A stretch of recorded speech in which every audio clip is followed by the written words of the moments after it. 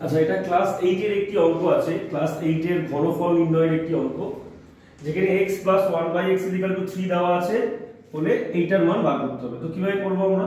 সবার আগে x + 1/x = 3 দেওয়া আছে, এটাকে লসাগু করো। x * x x² + 1/x = 3, then x² + 1 = 3x। তাহলে x² + 1 এর ভ্যালু 3x পেয়ে গেলাম। আচ্ছা, এবার এটার দিকে যেটা আমাকে বার করতে দিয়েছে, এইখানে নিচে যেটা আছে x³ প্লাস, এখান থেকে x যদি কমন যায় তাহলে ভেতরে কি পড়ে থাকবে? x² + 1। আর উপরে যদি আমরা x² কমন নিই তাহলে ভিতরে কি থাকবে? x এর কিউব।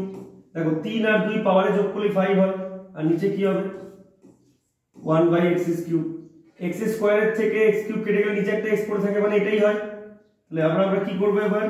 এই দেখো x তো রয়েছে, x² + 1 x² + 1 এই যে ভ্যালুটা, এই ভ্যালুটার ভ্যালু কত? 3x। তাহলে এখানে আমরা 3x বসিয়ে দিলাম। উপরে কত আছে? x², ঠিক। আর ভেতরে x³ + 1/x³ আছে।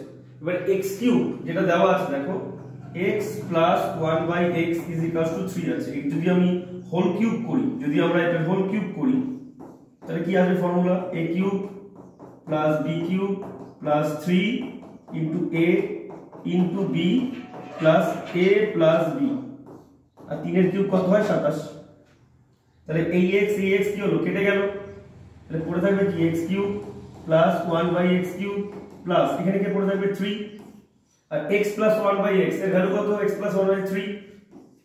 তাহলে = কত? 27। সুতরাং x³ + 1/x³ দেখো 3 × 3 = 9টা ওদিক যাবে, 27 থেকে 9 বাদ দাও, কত আসছে? 18।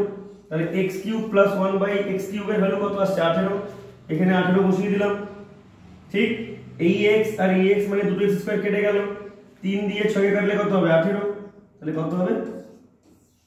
3 দিয়ে 18 কাটলে 6 হচ্ছে, সরি 3 দিয়ে 18 কাটলে 6 হচ্ছে, তাহলে অ্যানসার হবে 6। হয়ে গেল অ্যানসার। ওকে।